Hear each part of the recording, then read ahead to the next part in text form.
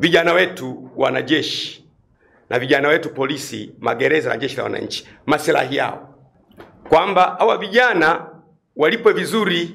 Mimi nasema hivi, huwa nawatania tunawaambia kwamba paka mwenye njaa ukamwachia maziwa lita 2, ukamwambia nilindie maziwa yangu, lakini ana njaa, umemwambia kaa hapo ulinde maziwa, utamkuta huyo paka amekunywa ile lita 1, amesema boss, nilipata njaa, ili niendelee kuwa kwenye lindo nimekunywa lita 1. Na sio kwamba huyu paka hana maadili, ana njaa. Lazima tujifunze kuwalipa vizuri majeshi yetu. Sisemi kwamba hawalipi vizuri, naomba mtu anielewe. Sisemi kwamba hawalipi vizuri. Kama wanalipa vizuri, basi vizuri zaidi.